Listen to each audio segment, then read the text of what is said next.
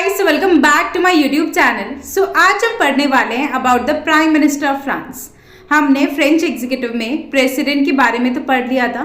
France की जो president है उसके बारे में हमने कवर कर लिया था प्रीवियस वीडियोस में। एंड आज हम कवर करने वाले हैं about the prime minister of France. ठीक है, so without wasting any more time let's get into that.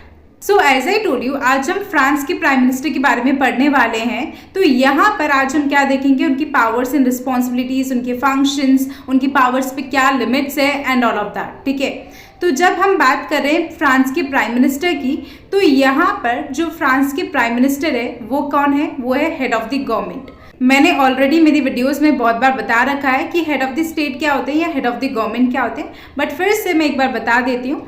तो यहाँ पर जो हेड ऑफ द स्टेट होते हैं उनके पास नॉमिनल पावर्स होती है, एंड जो हेड ऑफ द गवर्नमेंट होते हैं उनके पास रियल पावर्स होती है। ठीक है, अब नॉमिनल पावर्स मतलब होता है नेम सेक पावर्स या नाम के लिए पावर्स। ठीक है, कॉन्स्टिट्यूशन में बहुत सारी पावर्स तो लिखी हुई होती है, बट एक्चुअल में वो उन पावर्स को प्रैक्टिस नहीं कर पाते।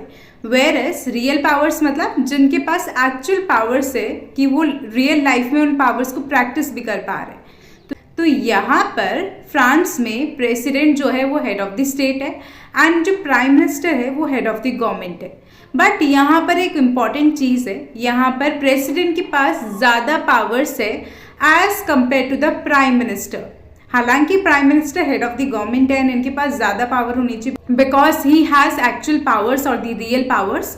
बट यहाँ पर जो प्रेसिडेंट है फ्रांस के अंदर, प्रेसिडेंट जो है उनके पास कंपैरेटिवली ज़्यादा पावर्स है। ठीक है, तो हमने क्या बोला कि यहाँ पर फ्रांस में जो प्राइम मिनिस्टर है वो हेड ऑफ द गवर्नमेंट है, एंड जो प्रेसिडेंट है वो हेड ऑफ द स्टेट है। बट फिर भी यहाँ पर प्राइम मिनिस्टर की जगह प्रेसिडेंट के पास कंपैरेटिवली ज़्यादा पावर्स है। ठीक है, तो ये चीज़ हमने यहाँ पर बोली।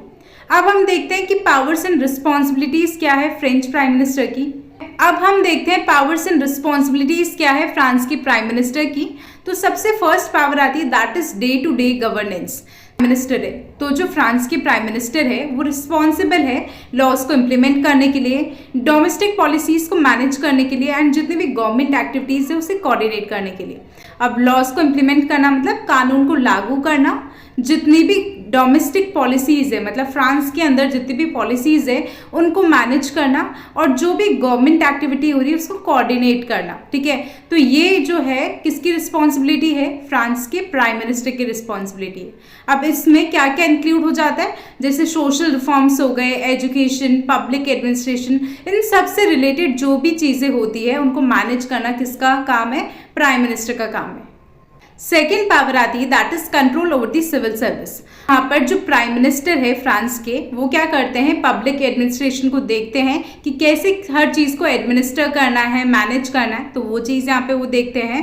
एंड स्टेट इंस्टीट्यूशंस कैसे फंक्शंस करेंगे, एंड तो वो चीज़ भी कौन देखते हैं, प्राइम मिनिस्टर देखते हैं। जितनी भी स्टेट की लेजिस्लेचर हो गई, एग्जीक्यूटिव हो गई या जुडिशरी हो गई, ठीक है, तो उन सबको कैसे फंक्शन करना है या वो कैसे फंक्शन कर रही है, तो ये सब देखना किसका काम है, प्राइम मिनिस्टर का काम है। ठीक है, थर्ड आता है ड्राफ्टिंग लॉज को ड्राफ्ट करना। तो जो प्राइम मिनिस्टर है वो क्या करते हैं, इनिशिएट करते हैं एंड ड्राफ्ट करते हैं most of the legislative proposals को।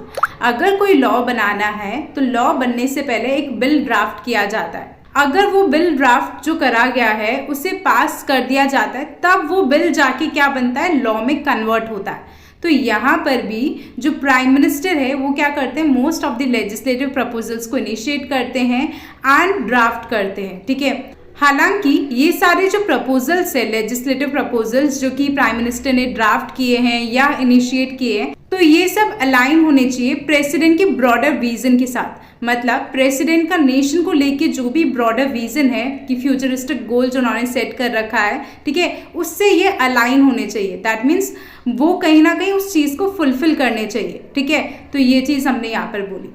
नेक्स्ट पावर आती है that is ensuring parliamentary support. तो जो प्राइम मिनिस्टर है फ्रांस के, उनको नेशनल असेंबली का कॉन्फिडेंस सिक्योर करना पड़ता है ताकि वो अपनी पोजीशन को मेंटेन कर सके। जैसे हर जगह होता है ना, लाइक इंडिया में भी होता है, कहीं ना कहीं आपको जो है लेजिस्लेचर का कॉन्फिडेंस जो है वो सिक्योर करके चलना पड़ता है सो दैट आप अपनी पोजीशन मेंटेन कर सको। जैसे अगर आपने ये टर्म सुनी हो that is no confidence motion, ठीक है। अगर legislature no confidence motion pass कर देती है अगेंस्ट द प्राइम मिनिस्टर, तो ऐसे में क्या होता है, प्राइम मिनिस्टर को रिजाइन करना पड़ता है अपनी पोजीशन से।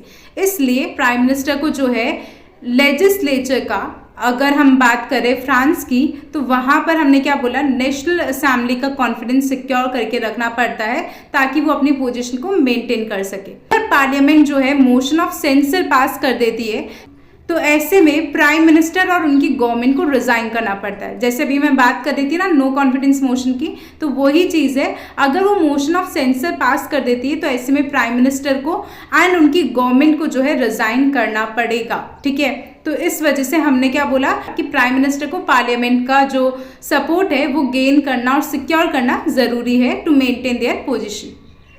Now let's see the limits on the prime minister power. अभी जो हमने प्राइम मिनिस्टर की पावर्स पढ़ी कि वो लॉज ड्राफ्ट कर सकते हैं, वो डे टू डे गवर्नेंस करते हैं एंड ऑल ऑफ दैट, तो ऐसे में अब हमने पावर्स तो देख ली, बट इन पावर्स में लिमिट्स क्या है वो अब हम देखते हैं।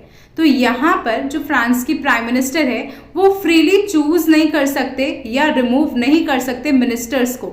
तो जो फ्रांस की प्राइम मिनिस्टर है वो फ्रीली चूज नहीं कर सकते या रिमूव नहीं कर सकते मिनिस्टर्स को, क्योंकि वो अथॉरिटी किसके पास लाई करती है, वो प्रेसिडेंट के पास लाई करती है कि प्रेसिडेंट जो है वो ही अपॉइंट करते हैं मिनिस्टर्स को, but on the recommendation of prime minister. तो ऐसे में वो डायरेक्टली चूज नहीं कर सकते, एकदम फ्रीली चूज नहीं कर सकते और रिमूव नहीं कर सकते मिनिस्टर्स को। कौन? Prime minister. आई होप आपको ये पॉइंट क्लियर हुआ, बिकॉज हमने क्या बोला कि प्रेसिडेंट के पास अपॉइंटमेंट पावर्स होती है। ठीक है, तो ऐसे में प्राइम मिनिस्टर फ्रीली चूज नहीं कर सकते मिनिस्टर्स को कि अपने मन से चूज कर लिया। वो केवल रिकमेंडेशन दे सकते हैं, मतलब सजेशन दे सकते हैं प्रेसिडेंट को कि मुझे इनको मिनिस्टर बनाना है, बट वो डायरेक्टली मिनिस्टर को अपॉइंट नहीं कर सकते, बिकॉज अपॉइंटमेंट पावर किसके पास है? प्रेसिडेंट के पास है।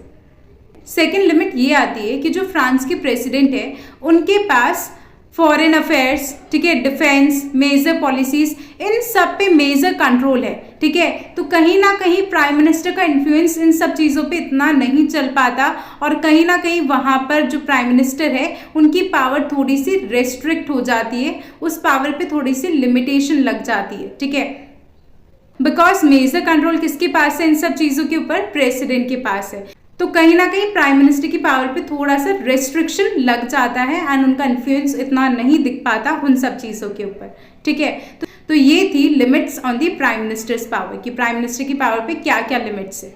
अब फ्रेंच सिस्टम का एक बहुत ही यूनिक फीचर है, दैट इज कोहैबिटेशन। अब इस वर्ड से हम समझते हैं क्या मतलब हो सकता है कोहैबिटेशन का। तो अगर हम इस वर्ड को डिवाइड करें, दैट इज को एंड हैबिटेशन। हैबिटेशन मतलब होता है जहाँ पे कोई चीज रिसाइड करती है, जैसे अपन बोलते हैं ना हैबिटेट। ठीक है, मतलब जैसे हम कहाँ रह रहे हैं, या एनिमल्स, बर्ड्स, ये सब कहाँ रहते हैं। तो हैबिटेशन मतलब हो गया जहाँ पे कोई चीज रिसाइड करती है। एंड को अपन बहुत बार यूज करते हैं जब अपन बोलते हैं ना दो जने साथ में हैं, जैसे अपन बोलते हैं ना कोएड स्कूल्स या कोएड कॉलेजेस, ठीक है, जहाँ पे बॉयज एंड गर्ल्स दोनों साथ में पढ़ते हैं। ठीक है, तो वैसे ही कोहैबिटेशन मतलब क्या है? जहाँ पर प्राइम मिनिस्टर एंड प्रेसिडेंट दोनों एक साथ है, बट लेकिन दोनों अपोजिंग पार्टीज से हैं। ठीक है, मतलब एक ऐसी सिचुएशन जहाँ पे प्रेसिडेंट और प्राइम मिनिस्टर जो है अपोजिंग पॉलिटिकल पार्टी से आ रहे हैं, सेम पॉलिटिकल पार्टी से नहीं आ रहे हैं। और ये कब हो सकता है? जब प्रेसिडेंट की जो पार्टी है, जो प्रेसिडेंट की पॉलिटिकल पार्टी है, वो नेशनल असेंबली में मेजॉरिटी लैक कर रही है, वो मेजॉरिटी नहीं जीत पाई। तो ऐसे में प्राइम मिनिस्टर को चूज किया जाता है अपोजिशन पार्टी से, ताकि पार्लियामेंट्री की स्टेबिलिटी को मेंटेन किया जा सके। ठीक है, तो दैट इज कोहैबिटेशन, जहां पर हमने क्या बोला कि जो प्रेसिडेंट है एंड जो प्राइम मिनिस्टर है वो दोनों कहां से आ रहे हैं? अपोजिंग पॉलिटिकल पार्टी से आ रहे हैं। तो ऐसे में बहुत बार होता है कि ओपिनियंस मैच करना, थॉट्स मैच करना थोड़ा डिफिकल्ट हो जाता है, बिकॉज एक पॉलिटिकल पार्टीज के कुछ और व्यूज, ओपिनियंस हो सकते हैं एंड दूसरे के कुछ और हो सकते हैं। तो अब ऐसे में क्या इम्पैक्ट पड़ता है कोहैबिटेशन का, कि जब प्रेसिडेंट जो है एक डिफरेंट पॉलिटिकल पार्टी से बिलोंग करते हैं एंड जो प्राइम मिनिस्टर है वो भी एक डिफरेंट पॉलिटिकल पार्टी से बिलोंग करते हैं, तब ऐसे में क्या होता है कि जो प्रेसिडेंट का कंट्रोल होता है डोमेस्टिक पॉलिसीज के ऊपर, वो कहीं ना कहीं वीक हो जाता है। बिकॉज यहाँ पर जो डोमेस्टिक पॉलिसीज है उस पर ज़्यादा कंट्रोल किसका है? उस पर प्राइम मिनिस्टर का ज़्यादा कंट्रोल है, क्योंकि वो इंटरनल गवर्नेंस पे डोमिनेट करते हैं। हालांकि जो प्रेसिडेंट है उनके पास अभी भी सिग्निफिकेंट पावर्स कौन कौन से मैटर्स में है, लाइक डिफेंस हो गया या फॉरेन पॉलिसी के मैटर्स हो गए, तो यहाँ पर प्रेसिडेंट का कहीं ना कहीं डोमिनेटिंग हैंड है। बट अगर हम बात करें डोमेस्टिक पॉलिसीज की, तो ऐसे में जो अपर हैंड है वो किसका हो जाता है, प्राइम मिनिस्टर का हो जाता है। तो ये चीज हमने यहाँ पर बोली। इसके कुछ यहाँ पे हिस्टोरिकल एग्जाम्पल्स भी मैंने आपको दे रखे हैं, लाइक फ्रेंकोइस मिटरेंड जो कि सोशलिस्ट प्रेसिडेंट थे, एंड जैक्स चिराक जो कि कंजर्वेटिव प्राइम मिनिस्टर थे, एंड उनका मैंने ईयर भी दे रखा है, दैट इज 1986 से 1988 की बात अगर हम कर रहे हैं फ्रांस के अंदर, तो वहां पे क्या था, प्रेसिडेंट सोशलिस्ट थे बट प्राइम मिनिस्टर जो थे वो कंजर्वेटिव थे, तो दोनों अपोजिट हो गए, ठीक है।